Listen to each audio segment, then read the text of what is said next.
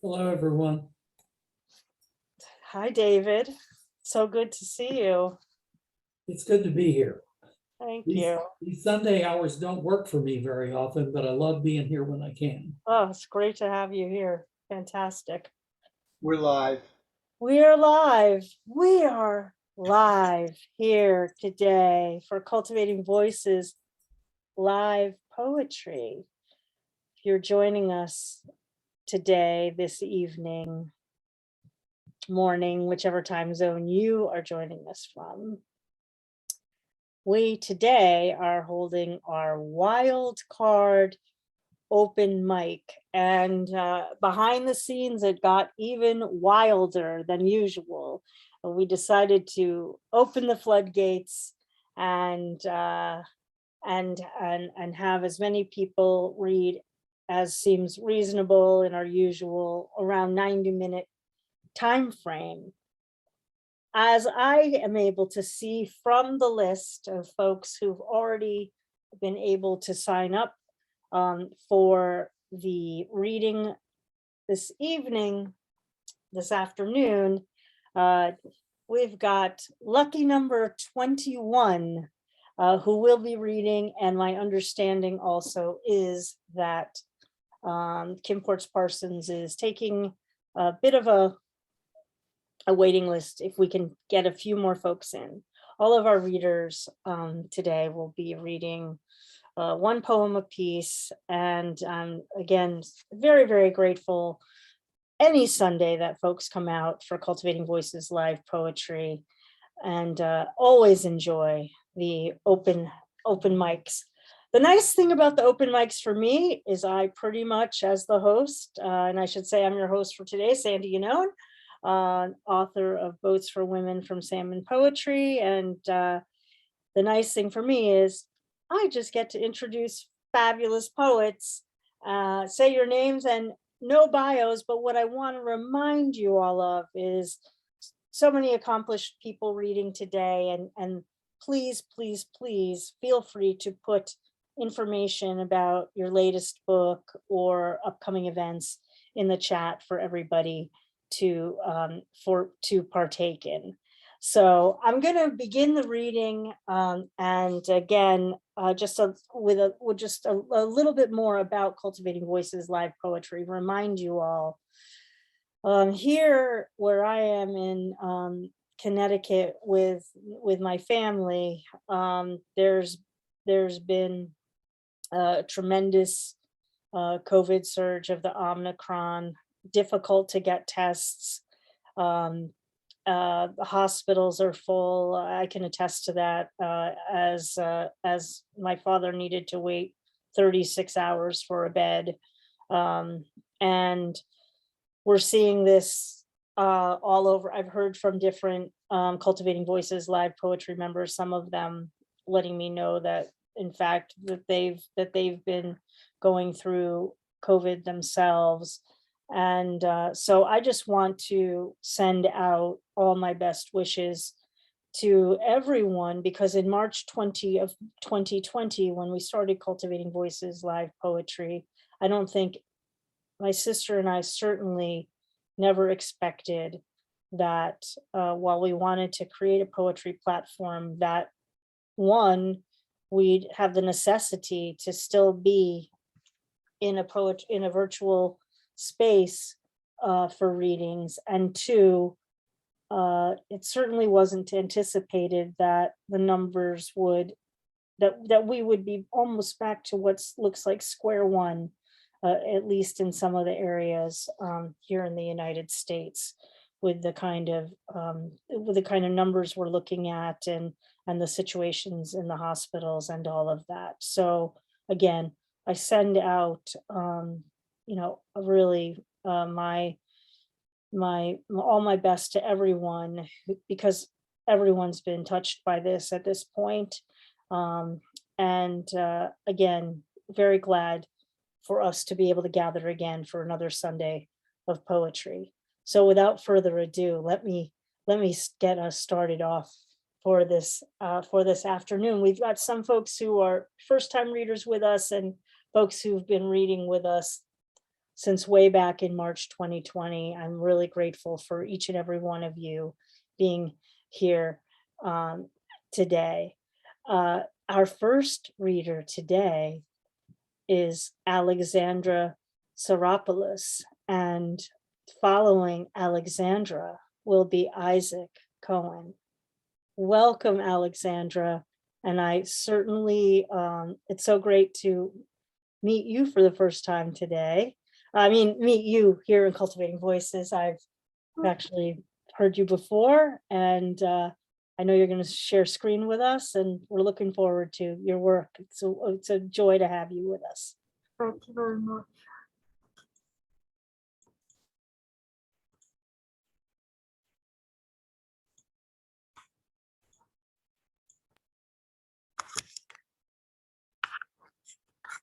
Mm.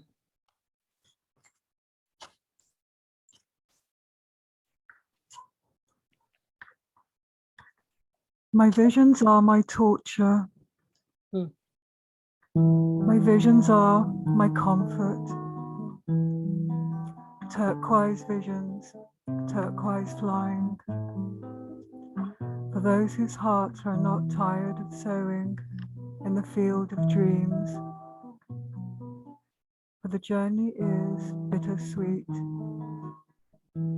half hurt, half tenderness. Like thorny milk thistle, like sweet smelling jasmine. Accepting variety and different behaviors. Going beyond wrongdoings and right doings into new and more thriving harvests. My visions are my scrambling ascent. My visions are my sacred conquest. Turquoise visions, turquoise flying. For those whose hearts can admire the phosphorescent hopes of the sunset. For the journey is rugged, half uphill, half downhill. Like bare time in the winter cold, like bees gathering nectar from spring blossoms, evoking the rain's lament and the sun's caress. Going beyond unpleasant and pleasant reactions onto new and even higher peaks. My visions are my futile mirages. My visions are my sweetest oases. Turquoise visions, turquoise flying. For those whose hearts are refreshing fountains of muses' songs. For the journey is uncharted, half tempest, half tranquility. Like a wavy, turbulent sea on a windy day, like crystal, serene waters under the shimmering sun. Sailing over low and high tides,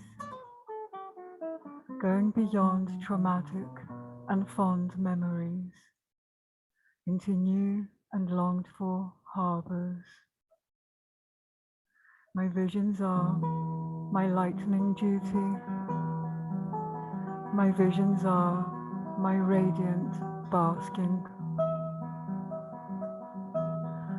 Turquoise visions, turquoise flying. For those whose hearts shine brightly through storms. For the journey is evolving, half empirical, half innate. Seeing what I encounter, seeing what I know. Painting the world in dark and iridescent hues. Going beyond detrimental and beneficial beliefs. into new and more exquisite rainbows. Our visions are our unmanifested ashes. Our visions are our golden wings, golden visions, golden flying.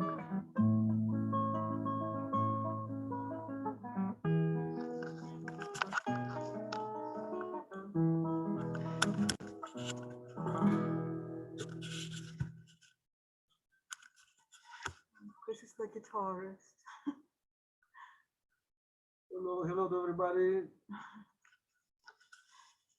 Beautiful. Thank you for the accompaniment and for those longed for harbors, Oh, beautiful. Alexandra, everybody, thank you. All right, my friends, we move next to Isaac Cohen, and who will be followed by Matt Mooney. And folks, if you want to share where you're joining us from as well, I think everyone always loves to hear from where folks are hailing from. So thank you. All right, Isaac. Yes. Hello, Sandy. Hello, Kim. Hello, Don. Hello, all my friends in the world. Isaac Cohen. To my mother, Mazal Cohen of blessed memory. Dear Mommy, I speak with you every day. I know you are in another dimension, but life is real. How are you? How is the culture in paradise? In this world, there is a major epidemic. Please send me the tonic that you made from jasmine flowers to eliminate the epidemic. Our daughter is growing up. When did you return to my dimension? Thank you, Isaac Cohen, Israel, and thank you, Sandy, thank you, Kim, thank you, Don, and thank you, all my friends in the world. Bye, goodbye. Thank you, Isaac. And how is the culture in paradise? And Yes, thank you for that, invoking that we receive the tonic that we all need to work through the pandemic. Thank you. Blessings. All right. Next, we have Matt Mooney, followed by Thomas Connor. Okay, right, here I go, Sunday. Little bit of light relief first before the more serious poem. This is called The Pirate, written in about 2010. In a city on Vancouver Island, the pirate is hard at work, very industrious and indiscreet, dismissive of the motley flow, sifting through each city bin for anything to make a dime. Fit and fast with the pirate's hat, a coat of black upon his back, and on it boldly a printed crest showed a skull and crossbones. Later, at the corner of the Swan, giving all of my small change to my darling daughter as a joke, the pirate passing intervened. "I'll take it from you," said he to me. "If she doesn't want it," he added. And I handed him the lot, relieved. I couldn't see the pirate broke. May you see her children's children. That prayer he said for me and fled. In merriment it must be said. On the Dublin train,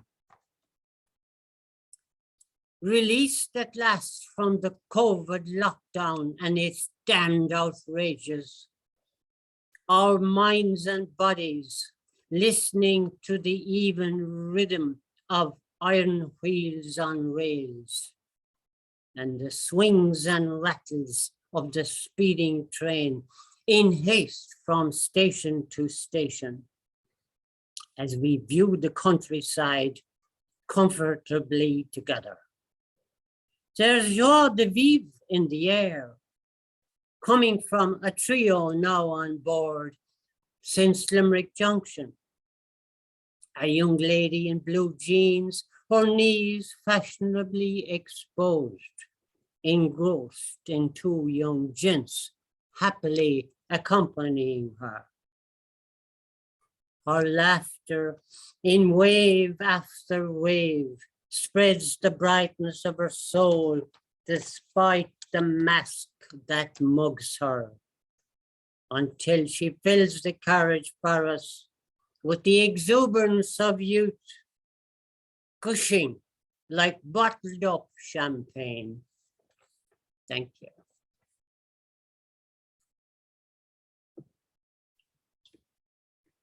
Thank you, Matt. And I look forward to that time when we can all open that bottle of champagne with each other. Thank you so, so much for being here this evening. Thomas Connor is up next, and then we'll hear from Eamonn Lynskey. Hi, Thomas. Hi, how are you? How's everything? Doing okay. Glad to have you with us to read tonight. Yes, yes. Thank you. Thank you, thank you. I don't know who's in the room, but some of you may have heard this poem, but I'm just gonna go ahead and I'm gonna recite it here. I was 10 when I fell in love with this girl from Brooklyn, Puerto Rican and Trini, beautiful young goddess, Catalina, her name. She was all Flatbush, Vanderveer Project, salsa and reggae. She was Mighty Sparrow and Marley, La Voz y Ventura. She was Juve and Junkanoo wrapped up in all the beauty of Fifth Ave. Afro-Boricua, light-skinned like me, we held hands on a sunny Sunday afternoon in Vanderveer Park. Our hearts yearned for a secret rendezvous. We dashed to the corner just to kiss. High cheekbones and amber, brown, beautiful, slightly stubborn hair. That's the other thing we shared. Perfectly matching her skin, she brandished with the hue of a goddess. She was birthed holy. I still remember her smile. Teeth, 5th grade crooked. Clothes, 81 fashion. She was a fly girl in living color. I walked her to the corner, sometimes held hands, pinky promises to never stray apart. This was our everyday for 5 years. We parted on the 6th, reluctantly bid it adieu. We had no choice in this. Her junior high was Huddy and mine was Marine Park. I felt emotions I never knew. We were young to this world and didn't know a damn thing, but we did know we loved each other. And just the thought of her painted a better see you tomorrow type of excitement. Slowly she smiled, kissed me, then walked away. Vanderveer House is her home. Mine, East 29th Street. She made me smile even in her absence. I lost my boyhood and innocence with the crest of her smile. Then June came. Last day of school, we walked to the corner one last time, parting with a kiss on cheek that fused into lips. Still remember her cherry scent nape. And like I said before, I lost my boyhood and innocence in her smile.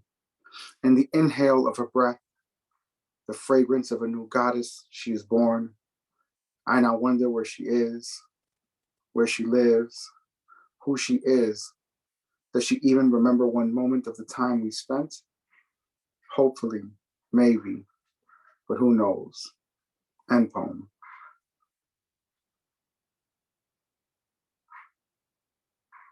Wow. The open mic is full of energy today, that 81 fashion and pinky promises. And then June came. Oh man, the turn, then June came. Thank you. Thank you. Thomas, Thank you. so much. Thomas Connor, everybody. And Yeah. next we will hear from Eamonn Lynskey, followed by Martina McGowan. Hi, Ann. Hello, Sandy. Can you hear me? Yes, Yeah. I can hear you perfectly. Okay, from Ireland. I'm from Ireland. So, here's two short poems. The first one I wrote when I saw my first grandson curled up in his cot, newly born. I wrote this. You bend your head to enter under sleep's low lintel. Fist your hands, the better to defend this space was meant for you and you alone. You stir a little, flex a leg a little, dream of that long journey, and the pain that shocked you keeps returning. But it's fading. You begin to sense he means you well. That devious rascal, life, would like you to be happy, though no promises. The next one I wrote actually in America, in Kyle. I saw a few houses and around the park I was in. People live their lives in places unremarked and unremarkable. Devoid of any features might attract a tourist or the curious, just lines of housing. But a line is satisfying. Morning sun on gables, beautiful. The shops and local parks and playgrounds, quietly reassuring. People need a place inside the ordinary to see beyond it. Space to pause mid household chores and wonder what it is and why it is, this living. Them's my poems. Thank you for listening. Fabulous. Absolutely fabulous. Thank you so much. Oh, Thank I'm you. just very struck by the final lines of that last poem. All right, my friends, as I said, I'm trying to keep the editorializing down today, so hard for me, but I want to get everyone in and then some if possible. So next we go to Martina McGowan and then Bertha Rogers. Yay. Thanks, Martina. Oh, no, thank you. And thank you, Kim. Kim set me a challenge that I tried to rise to for this occasion. Hope is the rugged wasteland we'd cross for those we cherish, the silent prayer we breathe into our hearts, wild drumbeat against the march of time, the thinning mirror through which we view this weary world, the glorious wonder of a sunrise, a gentle kiss upon a fevered brow, every unspoken dream we've ever held, desperate promises and pinky swears we've made with the unseen gods and goddesses, an unlikely songbird rising from the fires of ruin, the reluctance to give in or to give up, steeling ourselves against the final goodbye. Sometimes the hardest thing to hold is hope, but still we hold it close because it stokes the flames of joy that burn within, reminding us we too are loved in this way. Love and light, Sandy.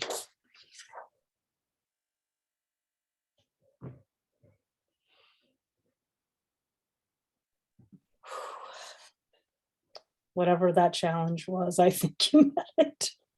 You met it. Thank you. Thank you. Thank you. Thank you. Wow. All right. Bertha Rogers. Oh, so so many lines in Martina's poem. And for me, it is hope being that rugged and ragged thing, rugged and ragged simultaneously. Thank you again. Bertha, you're up next, my dear salmon sister, followed by my dear friend Linda Ohlson Graham. Thank you for being here today. Okay, glad to be here. The poem I'm going to read is a poem that for today I'm dedicating to you and your dad, Sandy. It's called The Lesson. I see him often now carrying empty washed pails, his faded green jacket fitted close to his collar, his brown billed cap down, half hiding serious eyes. It is cold out there where he walks, and November. He passes out of sight, shows from between red buildings, open barn doors, offering steam to the chill. Laying his face to Holstein's flank, he strips milk from swollen teats, sings comfort to his cows, the child in the corner. The barn is warm and deep and full with smells. He carries pails of sloshing milk, calls the child to him, calls hurry, it's late. And I hang on the back of his seat in the old black car, all the way, as he tells me birds and I spell hawk, speak sky. Thank you.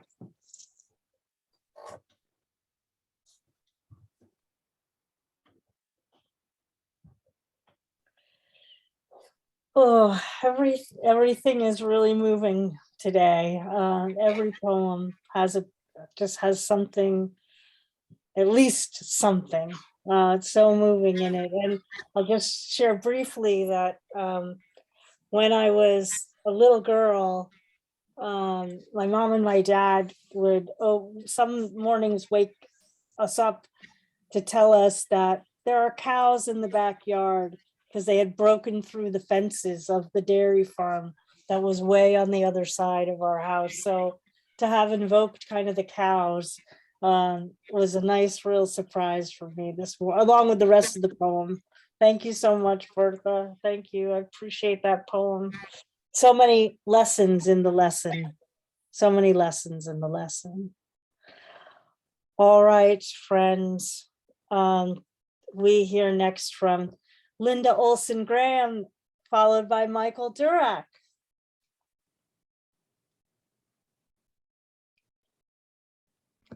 Hi, everybody. It's so lovely to be here. What a wonderful group, and what's been shared so far. And I wish you all the best with your dad, Sandy. So my writing is under the name Earth, Ocean, Heavens, and I have a book on the homepage of a site by that name, earthoceanheavens.com. The byline of the book is a mini guidebook to aid humanity in entering the new age. So I thought I would share just a little sample of lines that I've written in a few poems. Has the time arrived when humanity is able to digest the remarkable reality of just how simple it could be to shift the Earth's vibration? Here, now, it's our choice, how exactly life unfolds. The entire planet could realize we create the essence of the joy.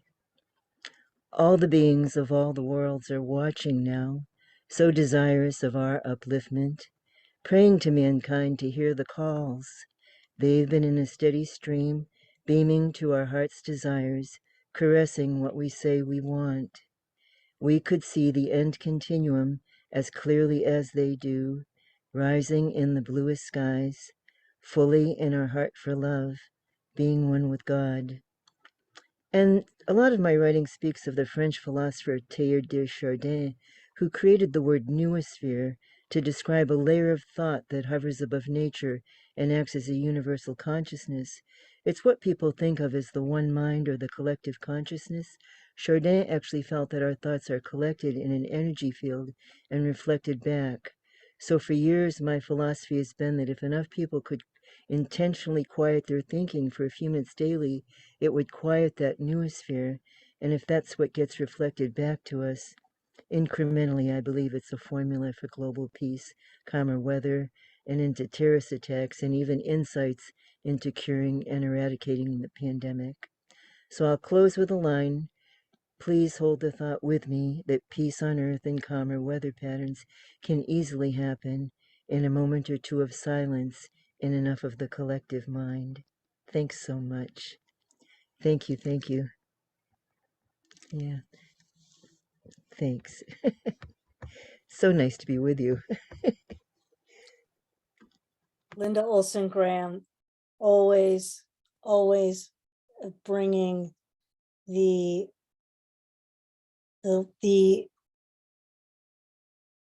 collective unconscious to our screens, and that I'll go back to Martina, that hope and necessity for us to use our energies toward global peace and global healing for not only each one of us, but for the earth and the beyond our universe. So thank you for that very, very important message that you always bring with your poetry when we are fortunate enough to be able to hear you share. Thank you. I look forward to hearing now from Michael Durack, and followed by Michael O'Mara. Hi, Sandy. Hi, Michael. I'm coming to you from Ireland, from the border of counties Tipperary and Clare, not far from Limerick City. And I've got one short poem. It's a villanelle, and it's based on two of my favorite movies, which often appear on TV schedules around Christmas time. This year, I only got to see Casablanca. I didn't get to see the second one. So the poem is called Paris or Barricano. They'd always have Paris or Barricano, Dara and Zhivago, or Ilsa and Rick. Up on the big screen, we down below in the darkened parterre, the warm glow of compromised love washing over us from exotic, remembered Paris and Barricano. Mind hopping from Moscow to Morocco, an ecstasy of escapism from the humdrum domestic to the big screen from our seats down below. For Bergman, Bogart, Christie, Sharif and co. had little in common with the Kathleen and Mick. They'd always have Paris or Barricano, while we had Ballybunion, Salt Hill or Sligo. But hold on a minute, here's the trick. Between the big screen and down below is merely a matter of scale. Picture show and reality trade on the same emotions. The magic of love means we'll all have Paris or Barricano, whether up on the big screen or here down below. Thank you very much.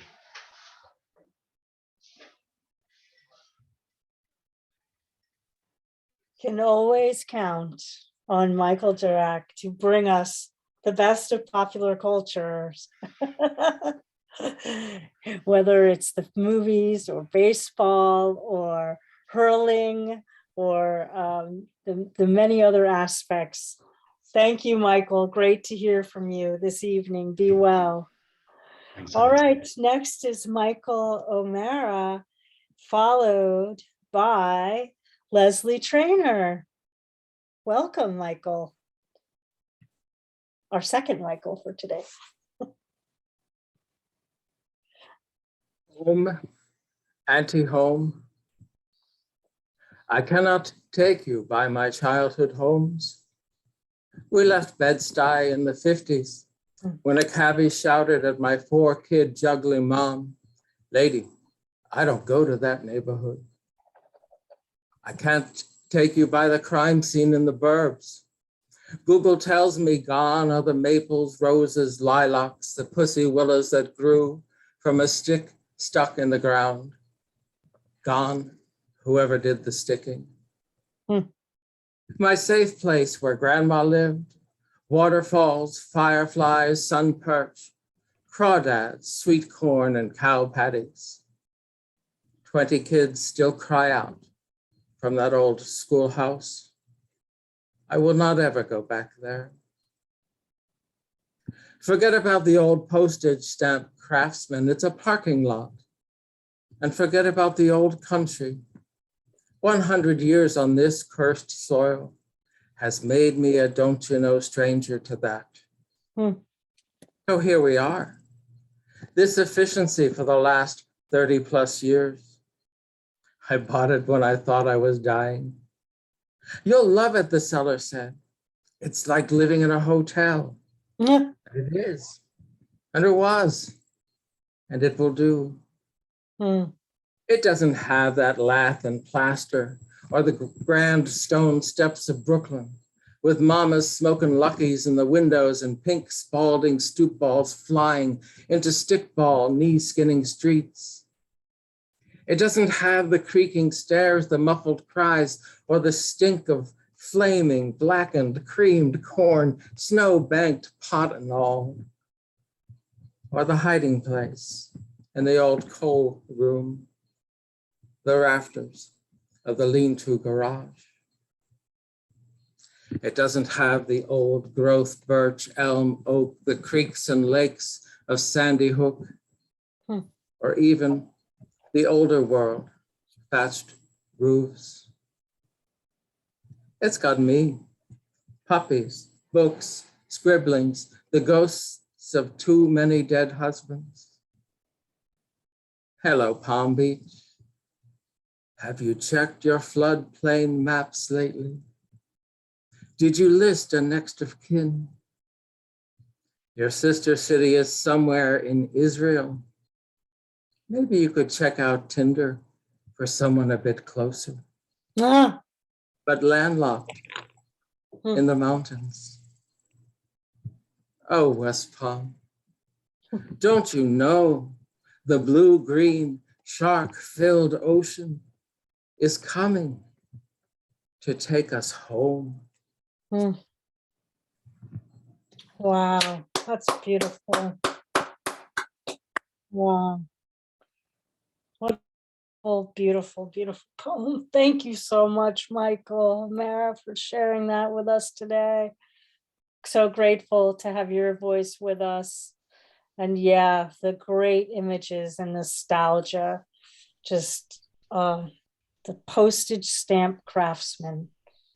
I have a fond place in my heart for that one as well. Thank you. All right, my friends, as I said, I'm trying to not editorialize too much today, get us through to as many of our readers as we can. So I welcome next Lesley Traynor, who will be followed by Lenora Good. Hi, everyone. I'm in Scotland. You can probably tell from the accent. This poem has been in lots of anthologies, and it was written for my sister when she was going through a really hard time. And she would come to my garden. Sometimes she stayed for a few minutes, but this day she fell asleep. And as she slept, I wrote this. Shh. My sister sleeps in my garden, shaded by a plum tree. The same tree the old man told me he stole from.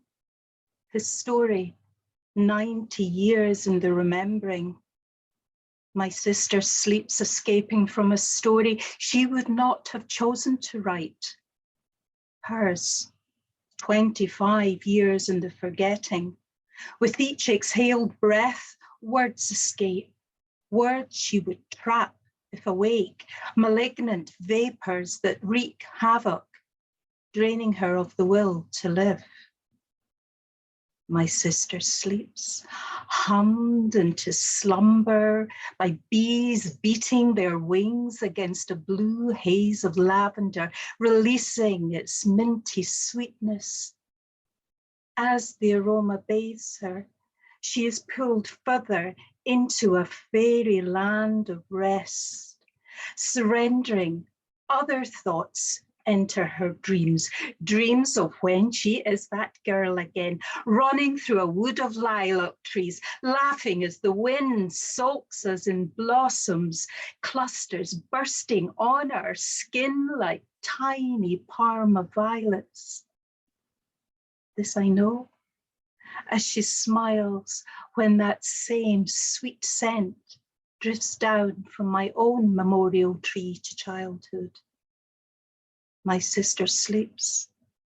I, sentinel, protecting, wait for her to surface into deep, turbulent waters. Her life. Shh.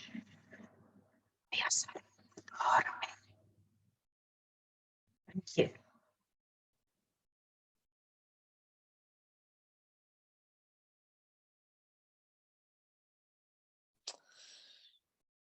Lots of comments in the chat. Make sure you take a look at them.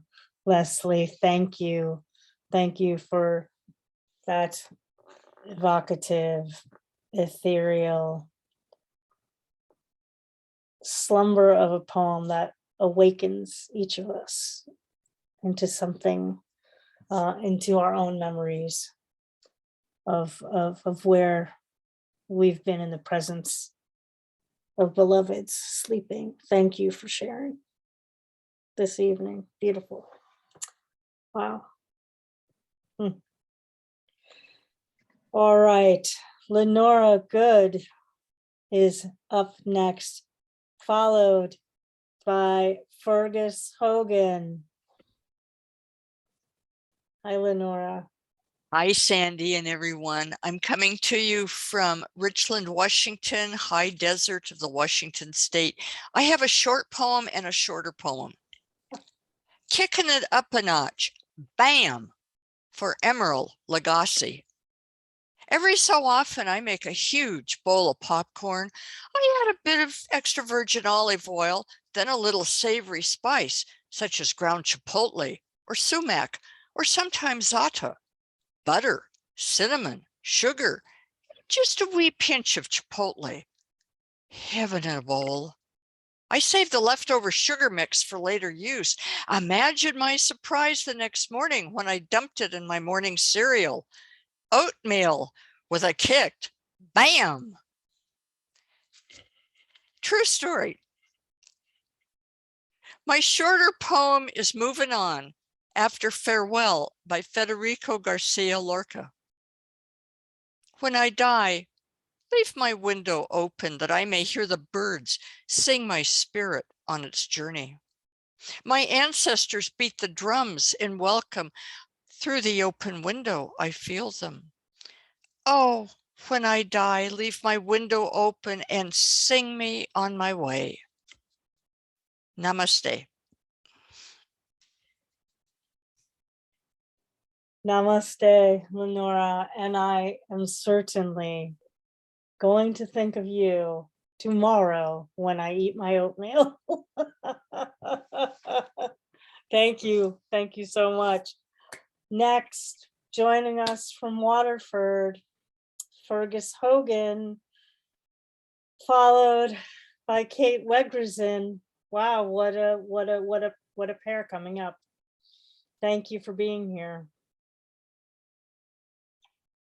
Sandy, sister and friends, and our thanks tonight to Kim for gathering the family together, the family of poets together tonight. And our prayers and our poems, Sandy, are for your dad tonight, for Carol, for Beth, for you. And you've held us all the way through COVID. And you're holding us now as our parents grow older too. Thank you, sister. We have a full moon tonight, friends, across the world, and it seems we only read poetry under the full moon. We have what we call a wolf moon. We sometimes call it the wolf moon or the cold moon, and sometimes we call it the spirit moon. So it's a good night to pray, to set intentions, and to hold hope in our hearts. Wolf moon, Sandy, for your dad and your mum. I wake with the dawn on the 1st of New Year, stirred by the white wolf moon.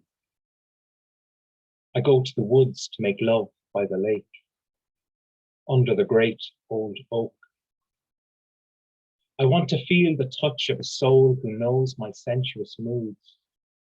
And when I cry out in the dark, it is you who is there. We walk the desire path barefoot together, between the woods and the water. The earth is sodden underfoot, wet heavy with last year's fallen leaves.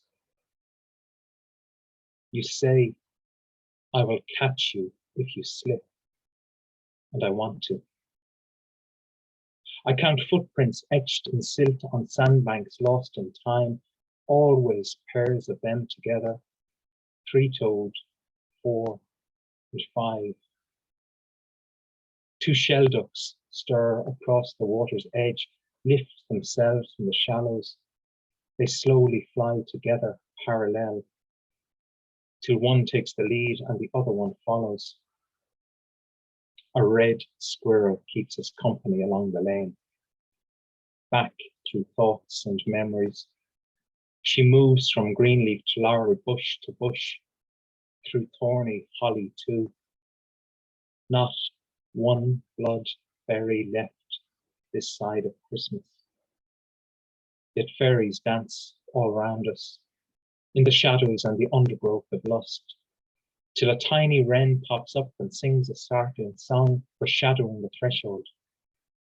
So we stop and stand respectfully. You hold me in your arms, and the years just fall away. I touch your skin and feel your breath upon my neck. I got it wrong, I say. For all those years, I should have gone home sooner, said sorry softer, forgiven more freely, and now if I could, I'd turn back time itself. I taste a saltwater tear on my cheek. You wipe my eye and smile and say, this is what it is, and we kiss. I touch your breast, and you let me. I feel your heartbeat, and forgive it. Le bra Sandy, for Mil Mahagif Galer.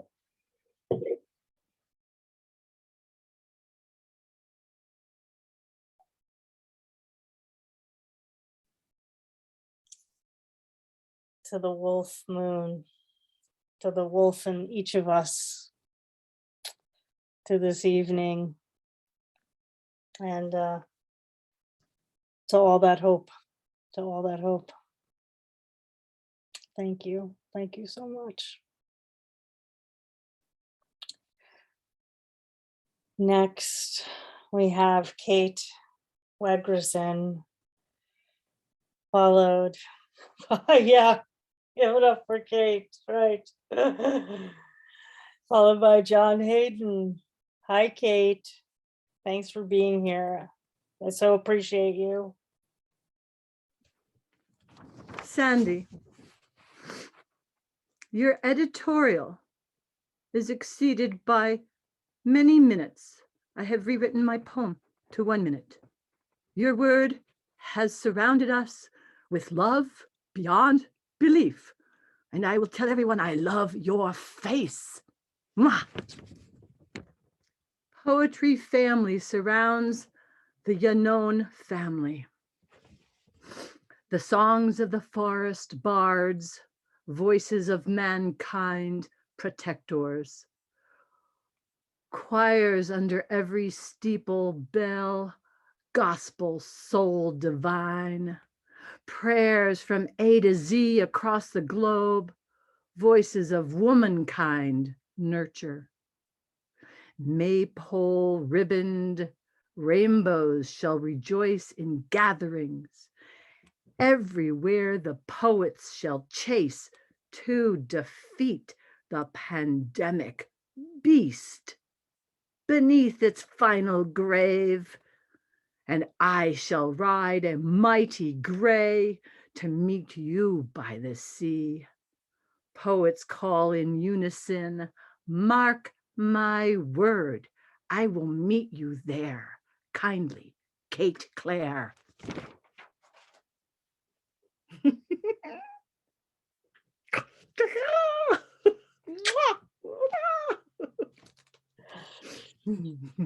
May we all meet by the sea, always. May we all meet by the sea, always. Beautiful. Thank you. I can't, my mom has been and was in the background a little bit, but she's on the phone with other people, and I can't wait to share everything today with her. And so thank you very much. And I know, thank you, Kate, and everyone. I have to move us along. I'd like to linger with each one of you a little longer, but you know, that's my job as the host, keep us going, keep us moving. And so we move next to John Hayden, and then we'll hear from Marcia Karp. Oh, it's such a great gathering today. Thank you, everyone. Thanks, John.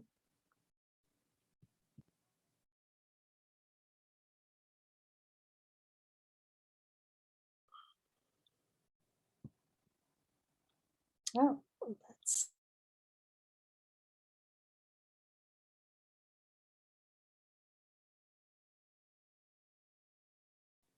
John, I'm going to ask you to unmute for your poem. Thank there you. you go. There Thank you you, Sandy. go. Thank No you, Sandy. worries. No worries. Thanks very much for the invitation, and thanks very much for holding such a beautiful platform. I've been astounded by the poetry I've heard tonight so far. It's absolutely magnificent, and what a beautiful job you're doing as host, and Kim as well. Thanks very much for the opportunity, guys. This poem is called Sculptures. It's a small poem, a short poem that I wrote myself. So it goes like this here. We are all but molded from the earth's clay, sculptures of consciousness, here to play. My body, a manifestation, will be gone one day, but the love that is me is here to stay. We fall for the sculptors who walk with us, who talk and care from their molded dust. We fall in love and build up a trust in the one we want known to touch. That's too much. We're all but molded from the earth's soil, but here where we reside for a short while, we can never own another's clay pile, but share in their passion, their love, and their smile. Thanks very much.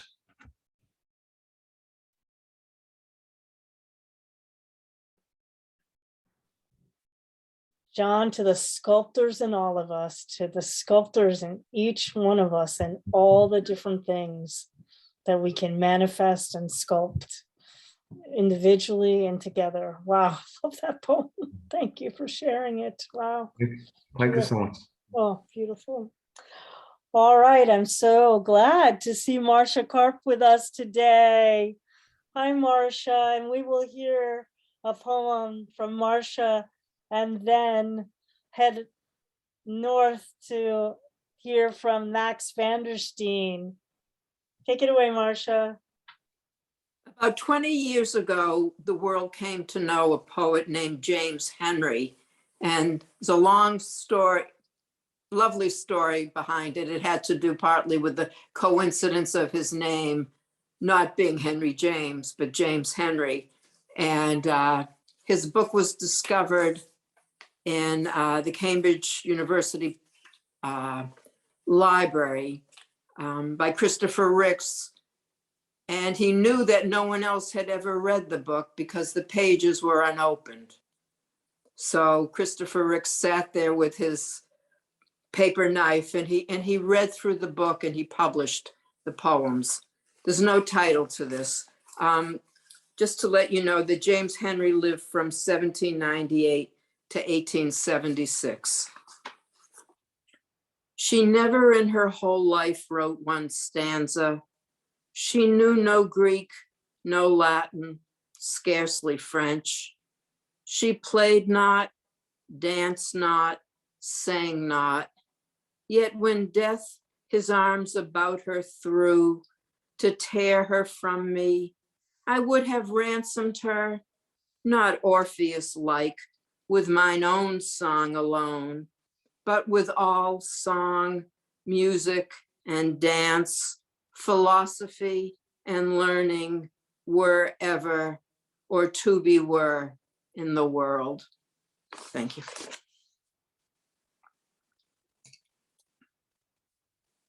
What a poem, what a poem. Thank you, Marcia. Everyone, there's so many poets that gets elevated as gifts to us. And here we get to hear one today, and reminded of when we're allowed to hear. I'm thinking of another one that another poet similarly named Thomas James, one book of poetry, and Lucy Brock-Broido kind of brought his poetry back kind of into the collective consciousness. So let us keep elevating each other's voices, as Marcia's done today with another beloved poet. Thank you. All right, Max Vandersteen is joining us, followed by Teresa Gallion. Thank you everyone for being here, and I'm just loving hearing all the work today. So uplifting. Thank you. Hi, Max. Hi, thanks for the intro, Sandy, and my thoughts and prayers are with you and your family today. I am coming to you from Edmonton, Canada, and I'd like to say hi to my friend and fellow Canadian, although we're a few miles apart, David Brydges. David, you may have heard this poem before, but I wanted to read this today in honor of a man that was a good friend of mine, and I've lost him as a friend. He committed suicide a few months back, but he was from Ireland, and that's why I'd like to share it in his honor today. It's called The Blessed Day, and L for Niels McCaskill. He was a millwright that I worked with for years and years, but anyways, the poem goes like this. Bonds by fellowship and duties driven, fused like the welding of metals or men. We toiled in services that were severe, still faced each hazard without any fear, and committed to complete each mission while we wished for this, no recognition. A history of trust and friendship shared, of feelings exposed and souls that were bared, of workplace tasks and many escapades, of renegades working in different trades, of swapping tools and telling lofty tales, often with smokes and sometimes over ales. Backgrounds, anecdotes, and antecedents bred from illusions that led to credence, respect for difference in each other, and belief in the union of brothers to conquer injustice and oppression and engage in a fair man's accession. From the wars and trials of Hibernia and the class struggles of Australia, we agreed eye to eye that we could see from Canada the inhumanity of the world, even within our workplace, based on religion, gender, age, and race. Discovery through discourse that disclosed chronicles of dreams and schemes we reposed, characteristic traits that manifest, such as manliness of sexual conquest, acts lustful, sometimes acrimonious, or was it truly only loneliness? Endeavors of the enterprising mind leave legends of a longing heart behind. When the body is far from home employed, passion is attraction, often decoyed. Like the distance between you and me grew, it also did with our friendship too. Repercussions of a love lost or found convert the qualities by which we are bound. And evolution of the quests we sought altered the powers and battles that we fought. Thus, aiming for different ambitions bred for both dissimilar transitions. I often wondered what happened to you. Perhaps you even thought about me too, through careers and years of surplus and drought, and surprised when you sought me out, to meet again now that we'd grown old, to write some stories that we never told.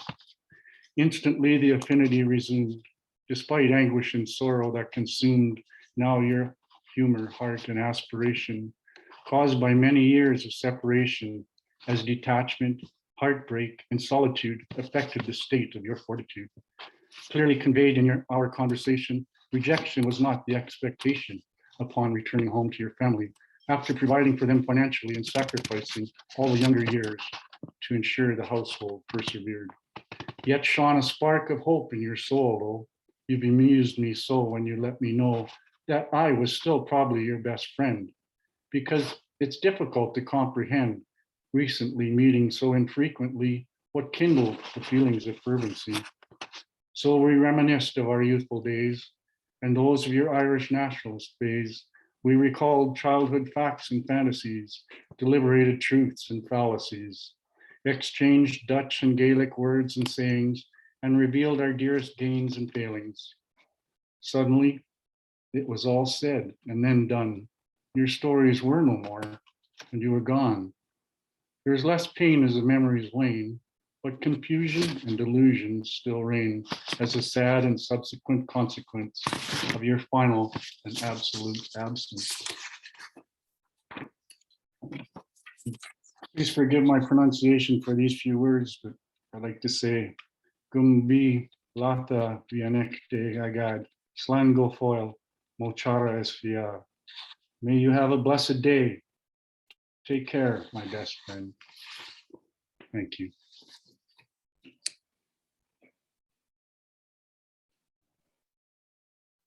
Wow, thank you so much, Max, for that elegy and really that modeling of how poetry is really here to connect us to one another and really to and with our beloveds, particularly when they leave us too soon. So I thank you so much for sharing that piece of your heart and reaching our hearts today. Thank you. Thank you. Well, next, and a reminder, folks, feel free to put your books and things in the chat. Our dear friend joining us. I'm not sure from where today, because I know that you're kind of everywhere, is Teresa Gallion, and then followed by David Brydges. Hello, Sandy. I am so glad I could be here today. I am at home. I am not on the road this time, but I wanted to be here for you and your family. And when I got the call from Kim, I was trying to find something that would be appropriate to sing to your heart. So I went back to my book, Chasing Light, and I'm going to read a poem for you that I want you to close your eyes and imagine that we're taking a walk. This is for you. And I want to wish light, love, peace, blessings, and healing to you and your family. The title of this poem is Light Beyond the Window. Feisty bucks carry lantern lights on their antlers to illuminate the path reflected in your window. They ask the sparrows to drop lyrics along the trail for you. A nightingale sits on top of the moon, serenades the skylights so they dance for you. As wolves howl under the moon's watchful eye. They know my angel wings are hidden, see us coming as they call us home. Come, dear one, don't be afraid. Let's embrace the light. Touch the tips of my fingers. Let your feet touch the. Feel the sparrow's song run up your legs. Do not fear, my dear one. My touch is holy. You are a divine spark of spirit's love. Let us walk home together today. The beloved is waiting. Thank you, and blessings to you and your family, Sandy.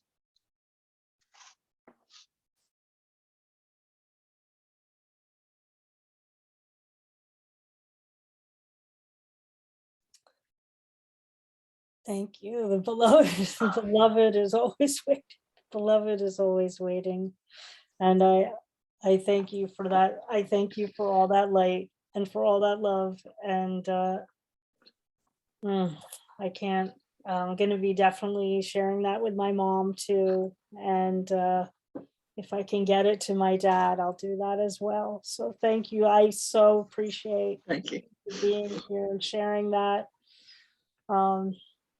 That call to the light. That's perfect. Perfect. Thank you. Oh, all right. Again, my friends, it's hard to, in some ways it's hard to accept, but I'm doing my best and I'm so appreciative. And I'm going to move us now to David Brydges, we followed by Anne McDonald. Hi, David. Great to see you today. Yeah, hi, Sandy. Thank you very much to you and of course your team, Martina and Kim and Dawn, for kindly connecting us together.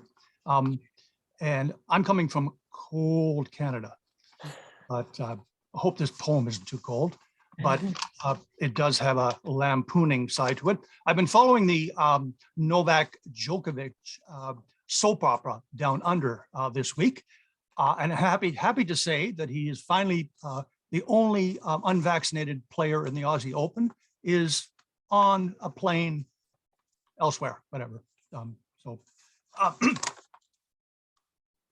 What court are we in to win? The world's #1 tennis player is an anti-vaxxer. Pseudoscientist baseless claims out of bounds, defying modern medical lines of logic. No need for a referee in this rational stadium. Mostly unvaccinated fill ICU wards. They're dying in droves. Jovic and his delusional followers are destroying healthcare systems around the world. Only out is the imperfect vaccine and the buy-in of its citizens. More drama unravels when Australian law courts reinstate his visa early in the week. Back practicing on the tennis courts, court of public opinion grows divisive. His story has more holes than a Swiss Army target range. German media reports the first COVID test he took in Serbia was negative. 1 hour later, it changed to positive, allowing a medical exemption to defend his title in Australia. The next day, maskless, he attends a kids' event. On 2 occasions, he traveled in Serbia and Spain, which is not permitted. He lied on his visa form, but weaselly said it was an error by one of his trainers. Courting trouble with rule-breaking speed, contempt for serving the public good with volleys of disinformation. An air of arrogance thickly overhangs this saga, and he's going solo with 0 credibility. Getting out of this COVID crisis is a team sport. We know the privileged fly in private jets, they buy test kits, they have their 4th or 5th shots, they live in mansions of glorified 4-star hotels. They get into a country and flout their visa restrictions. The prophet Leonard Cohen sings, everybody knows the dice are loaded. Everybody knows the good guys lost. And everybody knows the plague is coming. This year's Aussie Open is closed to the combative ego man living in his superstar bubble for not having any balls to tell the truth he once winningly whacked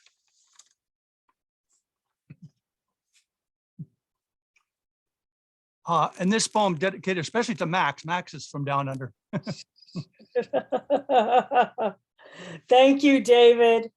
We can always count on you for the pertinent and necessary social commentary in your through poetry. I mean, amazing. And battling this pandemic is indeed a team sport, is indeed a team sport. I heard it in your poem first. You can make a shirt out of it. We could make a t-shirt for that and sell that. Whew. Thank you again. I've been watching some news from time to time, and yeah, it's amazing as much news that we're getting from that one news story. So great, thank you. All right, next we will hear from Anne McDonald, followed by Marion Lovett. I'm so glad to have everybody here. Anne, thanks for coming out tonight. Thanks so much, Sandy. And like other people have said, this is like a real call to arms, and Kim put the call out today, and it's just fantastic. And I know very few of us will have met Vinny, but I wish he knew what an army he's collected tonight, just to be here to support you, to support him. And 2 years ago, my family was in an almost identical situation, so my heart goes out to you. But tonight, because Cultivating Voices has been a first for me for so many things, it's going to be another one. And this is a reading of a new poem from this anthology, which is being launched on Thursday night, curated by the wonderful Catherine Ronan, who's here with us tonight. And it's the Blue Mondays anthology. And I'm very fortunate to have found a way in here. And I have a couple of poems, but mostly what's really fabulous about this anthology is it's a collective of poets who have come together. Rosalind Blue, many of you know, many Cultivating Voices poets are here, Margaret O'Regan, loads and loads of people. And half of the proceeds goes to the Cork Simon community. So the poem I'm going to read tonight is a poem about hope, but it's also about a poem what I like to call, it's a coming of a certain age poem. And the male equivalent would probably be Fergus Hogan on Reaching 50, but this one is not quite so graphic. So those of us who are a certain vintage will know that, you know, some things begin to go and drop and fall off. And the other thing that women in particular of my age find that is we don't get any fucking sleep. So pardon me if anybody is offended by the language in this poem, but it is. It's called The Day is Waiting. I wish today for the jackdaw who's found his voice and chosen to greet the dawn with his own rendition of the morning chorus to fuck off to the backfield, at least until the rest of us have realized it's morning.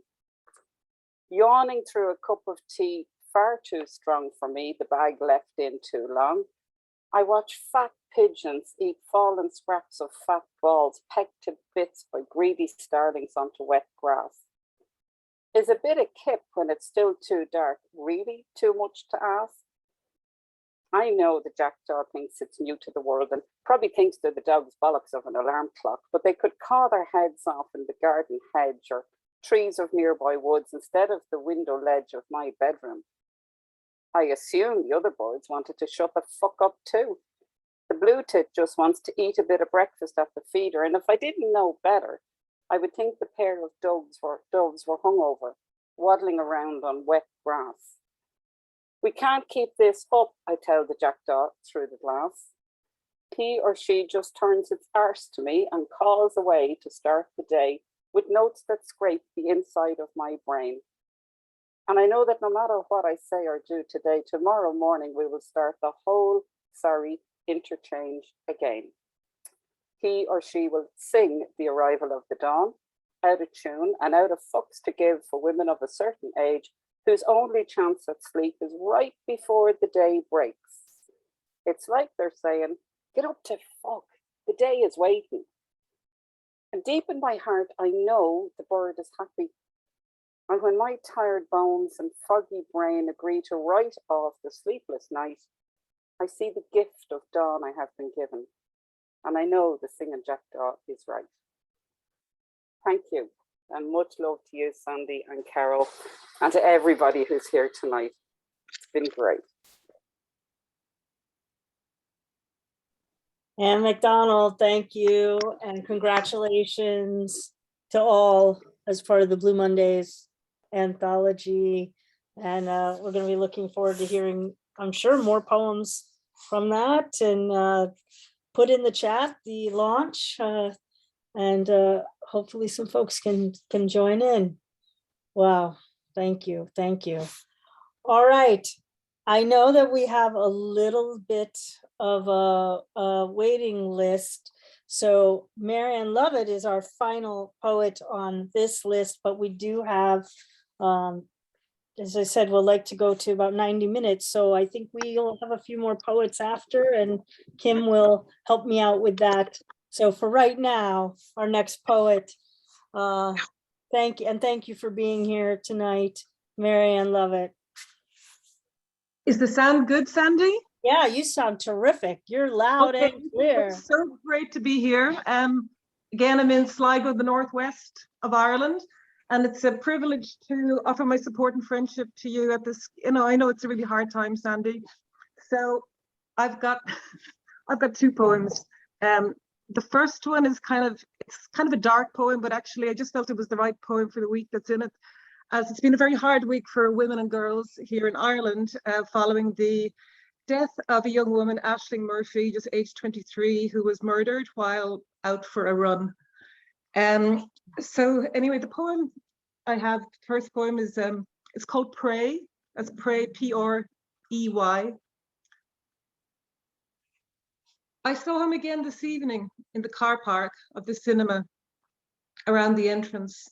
That crow, a big fellow, all charcoaled, looking for easy pickings, strutting his stuff across the zebra crossing, hopping along the fat white stripes, gobbling up the popcorn, spattered like rough pearl drops onto the blackened parts that hid his face. And he pecked away furiously, all the while on the lookout for the next best thing. This time I caught his steel gray beaded eye.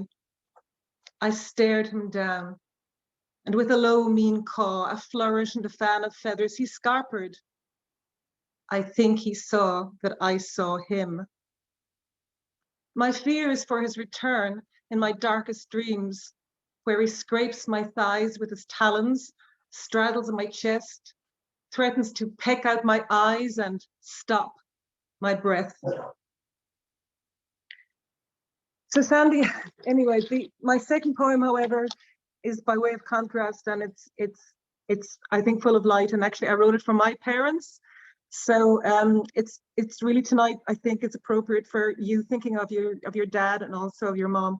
So it's called Lumens. Auspicious it was the night the town turned out, bodies packed tight into the small hall, anticipation, excitement, a live wire ripping through the crowd, awaiting the magic of rural electrification. My father helped build the generator. I scanned the yellowed photo for his face. There he is, squeezed in beside my mother, her eyes shiny, her hairstyle short above the collar of her dress. The picture captures one moment, a room suddenly ablaze, each face is animated. Is there a unit of measurement for the glow of human eyes?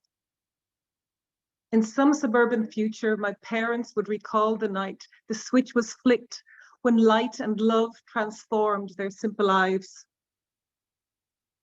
Years later, she'd complain how the kitchen fluorescents were harsh and unrelenting, and he'd disagree. But still, she'd insist.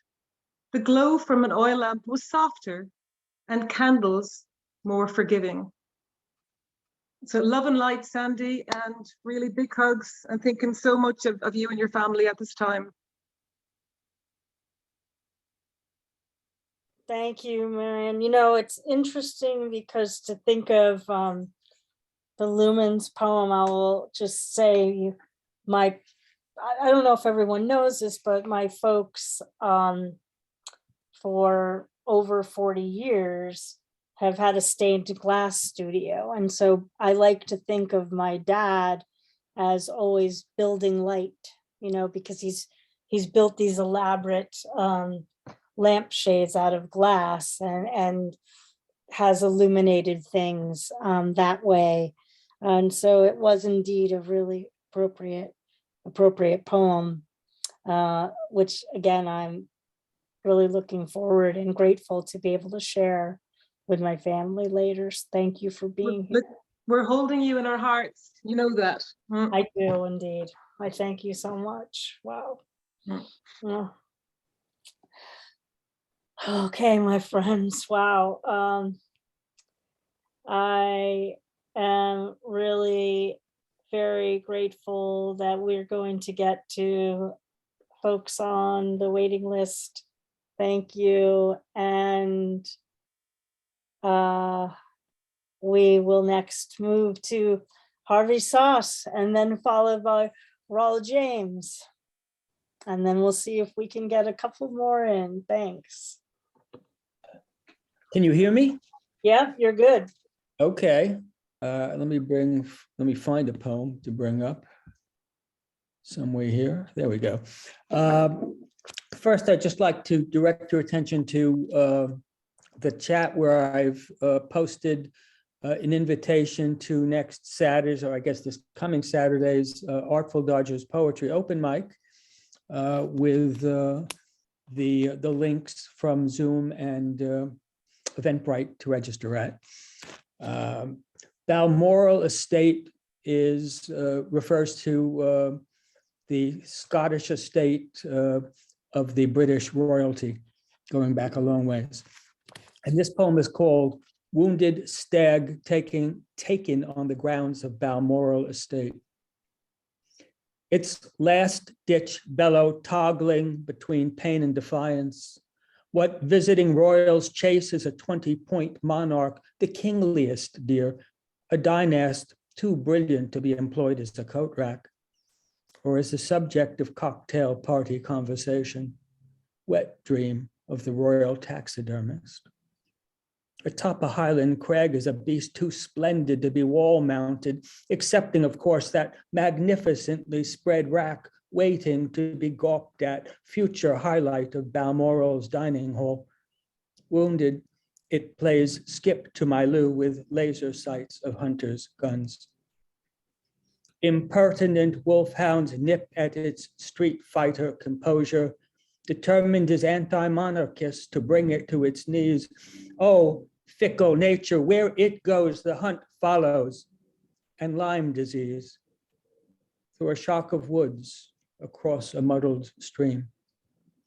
Although an errant shot has torn its haunch, it is, in the fashion of a true monarch, too proud to scream when brought down by a coup de grace, as if acknowledging the king is dead, long live the queen, showing a little knee themselves in tartans by Prada, at ease huntsmen pursue second helpings of venison steak. Après dinner, Cuban cigars soaked in rum, with a constellation of severed heads floating above them, to which will be added 20 points, no longer able to turn and run. Thank you. Thank you so much, Harvey. And next, we'll hear from Rawle James and followed by Joanne James.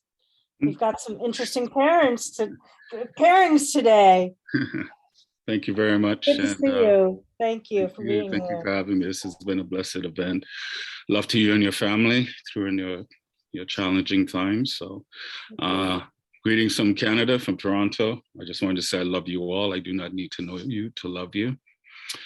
And tomorrow is Martin Luther King's birthday, and as we look upon that and we celebrate it, I'm not sure how people celebrate it. It's a more American thing, but he had a global impact. And the reason why I'm going to read this poem is because of the times that we're living. Hate cannot drive out hate. Only love can do that. And the virus that I fear most on this planet is not COVID. It's ego's fear that I see that's got so many in their grips. So my invitation is for us to remember that we are human. We hold various viewpoints, but at the end of the day, we're human. And this poem I'm going to share is not just for Blacks, it's for all humans, because I am human. I love you all. From the fringes of my consciousness, I pen this piece in hopes of inspiring an awakening from the distraction of life's bullshit. Deception casts a wide net over wisdom as we live in this fear-induced construct of ignorance. I am caught up in a landslide of thoughts as I fight the downward tumble of energies in our midst today. The debris of our human frailty fills the airwaves and suffocates the good that still exists in our hearts as we rumble and toil towards making sense of whom we are. We live in a world where freedom is written and spoken, yet the stigma of colonialism holds the people in a vice grip of institutional slavery that favors one race over another. While many remain in prison in glory days and others embrace a mindset that blankets the past with the morality of present day. I am not a nigger or my nigger. As James Baldwin said in his talk, Take This Hammer, it was an invented word. It was necessary for you, not me. It reflected the fears that dwells within to cover a false sense of superiority through the conquest and greed. I am human, Black, my walk. Not a condemnation of race, but a celebration of pigmentation. I simply speak my truth, and my truth fears no investigation. I pen these words as a free man of thought. I am the many times grandson of those who birthed the light from the dark. My blood is the blood of kings and queens, the architects of great civilizations. My ancestors experienced the good, the bad, and the ugly. I am the proud descendant of those for whom the yoke of oppression goes past the Atlantic, Africa, and Arabia, to when we felt the lash of pharaohs and sultans. Scattered to the four corners, our history hijacked, discredited, and whited out to keep us disconnected and uninspired. Families, culture, and our own sense of self rewired. Our men raped of their essence to be made boys, our women's virtue valued as concubine for amusement. While truth remained foreign to our minds, our tongues, our hearts.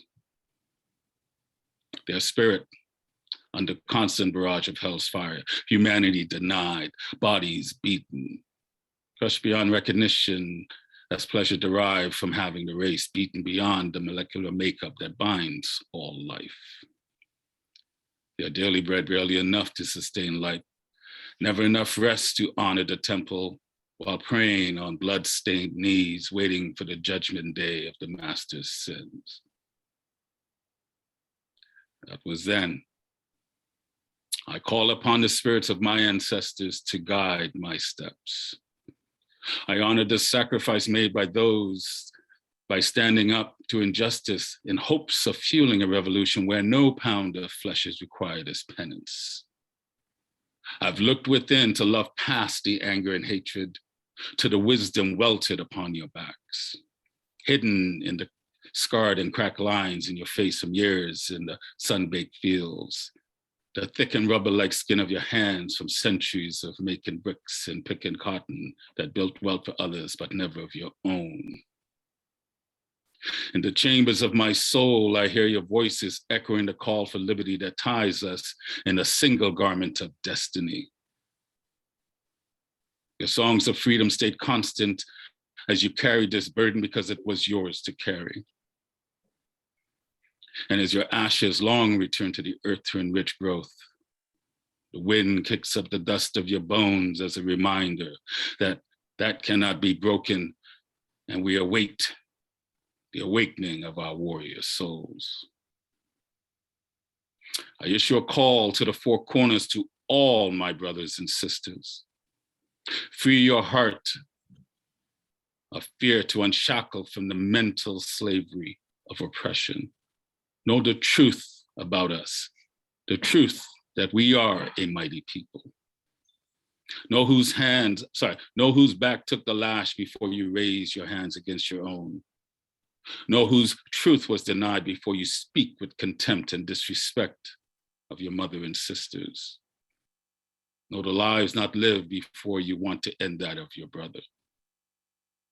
The time has come for us to take our rightful place in the race. Our lives have to matter to us.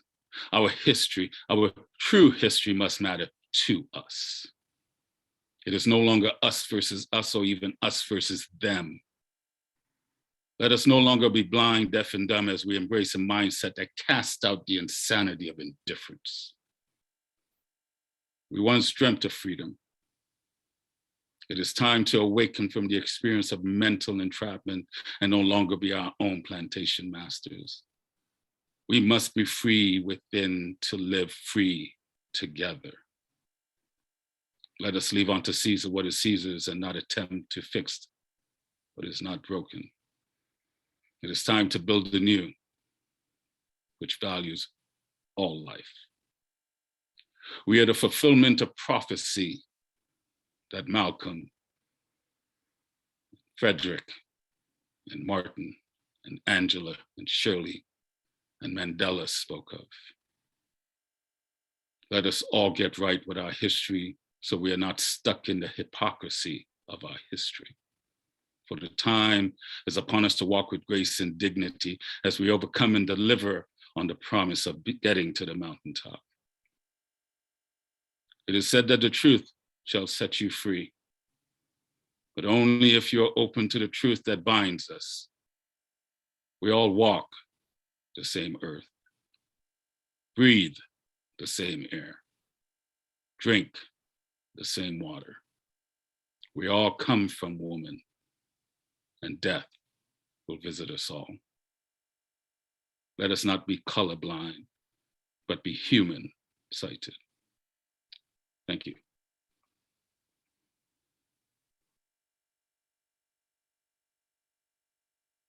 I'm very grateful for that poem. As I, in my closing remarks, was going to talk a little bit about Martin Luther King's legacy, and I appreciate so much you bringing that poem, that the call to the four corners, and to make sure that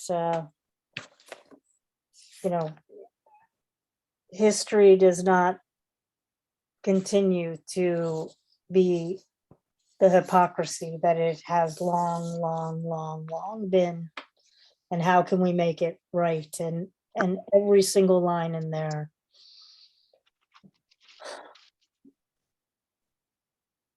spoke to the urgency of everyone, every single person participating in this endeavor. Thank you so much. Wow. Yeah. Please look at the messages in the chat.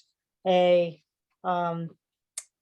call to record that poem further, so that even more people will be able to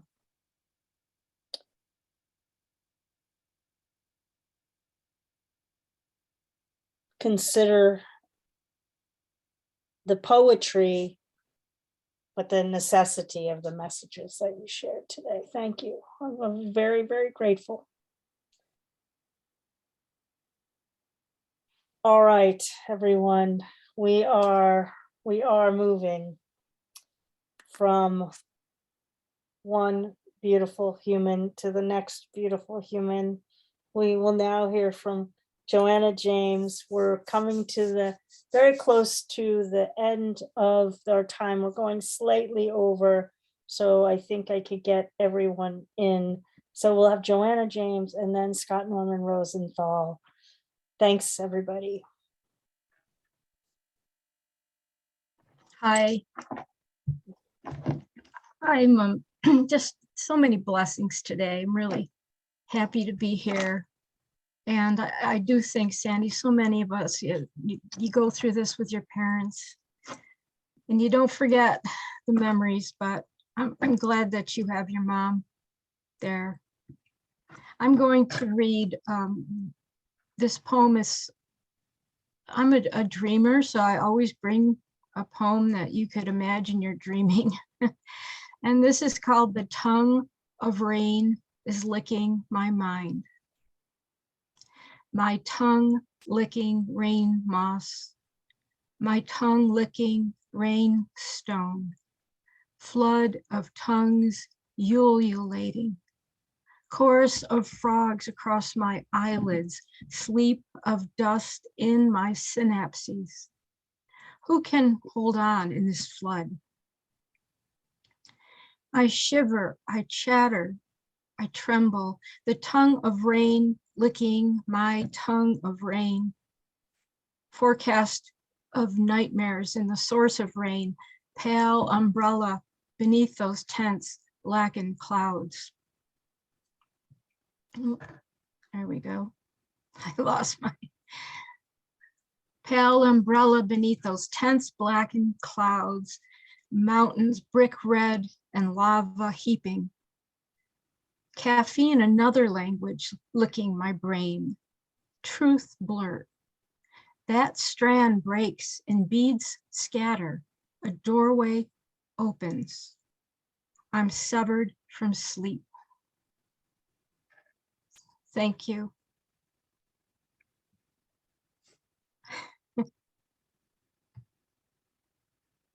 Thank you so much, Joanna. Always great to have you share a poem or poems with us, and thank you for your thoughts for my family. And yeah, we're just hoping we can go see my dad soon. And yeah, my mom appreciates that I'm here, and I appreciate that I could be with her, and all of, all will unfold as it's going to unfold. So, all right. We have, as I said, just a few more readers. We will hear now from Scott Norman Rosenthal, and then David Meishin will be next.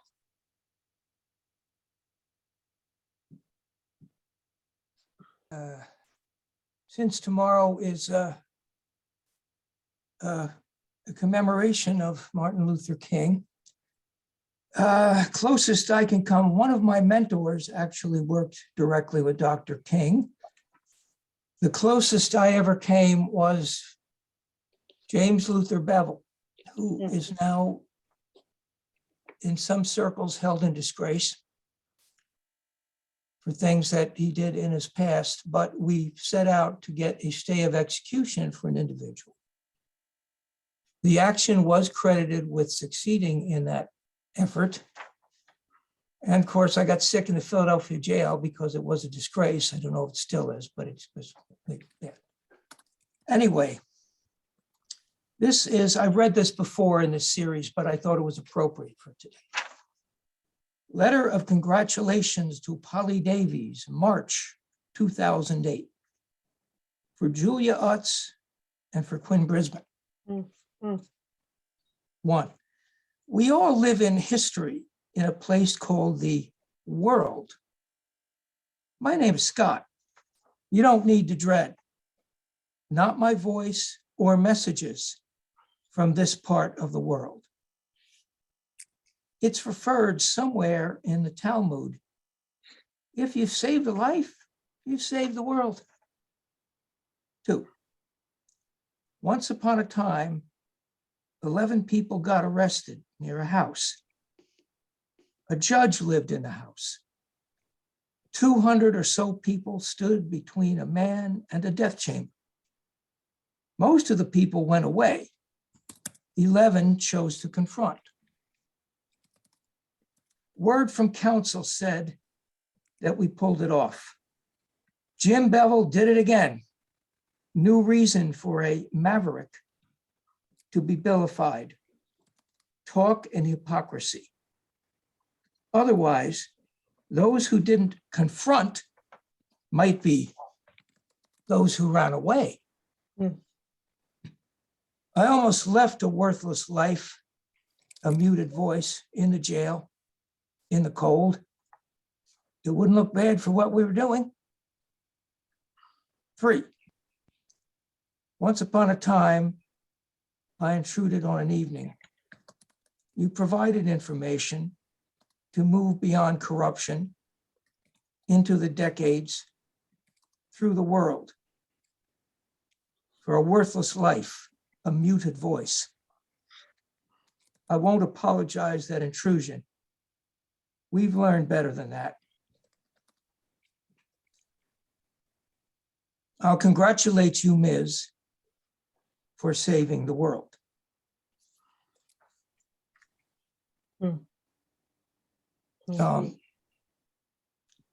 Sandy, from the bottom of my heart, of course I'm concerned, but I must let you know, I'm not asking you not to do all the other remedies or anything or anybody, whatever. But one of my mentors taught me a little trick. It's biologically sound. I've actually had, if I may say so, I've had 3 Black mentors in my life. And I don't mean just friends, I mean mentors. And this man was a doctor and an alternative psychiatrist. Really, he was also an honest individual. Scrawny as I am, I have fought off all kinds of stuff, and I do get tested for COVID regularly. I will not take the booster because if I take the booster, I'm liable to lose my ability to walk. And that happens to be a fact. I don't know what to do about it either, other than, but he taught me to take 2 parts vitamin C to 1 part kelp. If you think it's ridiculous, do the research, or anybody that does. And I've gotten to, he avoided SARS, Dr. Leander Theodore Ellis, Leander T. Ellis. And I'm just saying because I'm concerned for your father, and if I kept shut up about it, you know, I still have to keep this pesky conscience going. Yeah. I thank you. I thank you for sharing that. I thank you for sharing that. It can't hurt to take it, and you can get it in any vitamin shop. It can't hurt. It's food. 2 parts C, 1 part kelp. 2 parts C, 1 part kelp. We've got it. I've got it. Thank you for being here, and thank you for the poem. And we're going to hear from now David Meishin, and then Catherine Ronan, and then we'll have a closing poem that Kim is prepared for us. She let me know she's got something she would like to share. And then I'll just make a few closing announcements. Thanks, everybody. David, so good to see you today.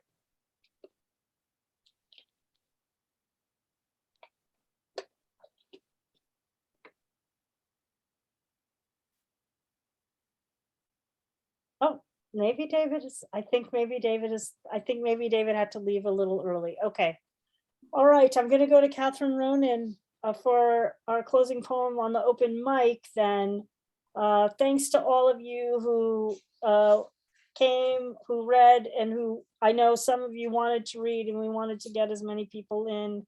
I don't, you know, we've gone more than over, so I want to respect everybody. And take it away. I wish you all the best, Sandy. Thank you. And thank you everybody for a fantastic evening. So I'm calling in from West Cork, near between Bandon and Clonakilty. That's where I am.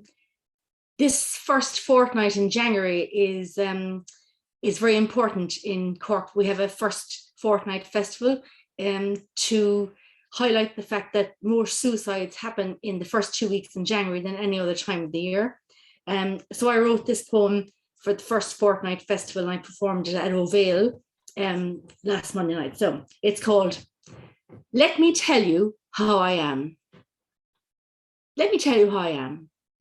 I am a warrior without tomahawk, a kite without wind, a well without water, a wizard without spell, a poet without poem, a book without cover, a crayon without fingers, an egg without shell, a candle without cake, a fairy without wings, an altar without prayer, a church without bell, a cracker without cheese, a beach without sand, a rider without horse, an ocean without swell, a painter without canvas, a night without moon, an evening without kiss, and only time will tell. But if you ask me how I am, I say, sure, I'm grand, just grand.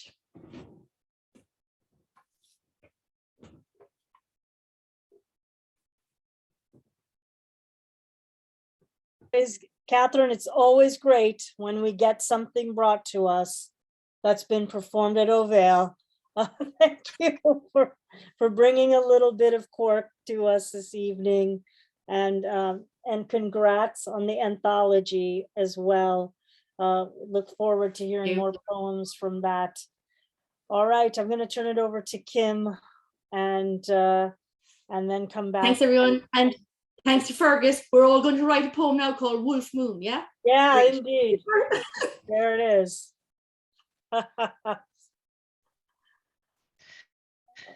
All right. Well, I want to. I'm here, my dear friend. I'm here. Can you hear me? I want to thank everyone for coming out and bringing their love tonight. It's been amazing. I'm going to just share a fragment with you, Sandy, from my heart, from my memory. And I'll share a link out to everyone with the video clip because we've gone so over time here. She holds my hand.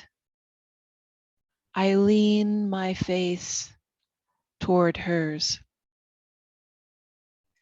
We will always be together, I say.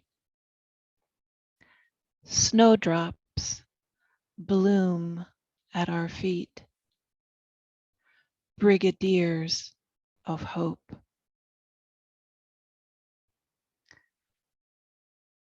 Love you very much, my friend. Peace, love, and poetry to you all. Thank you for nourishing us, for buoying Sandy with your fine, fine work and your fine, fine souls. Good night, everyone.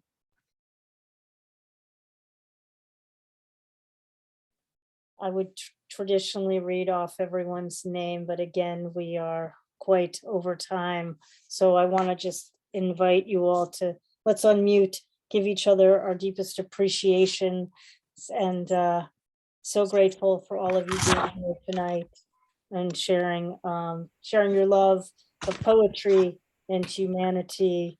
And it was just quite astounding to be with you all. So grateful. And Thank you all. Thank you. Thank you, Sandy. Amazing. Thank you. Thank you. Yeah. Great night. Thank you for a great All the best to afternoon. you and your family. yeah, thank you.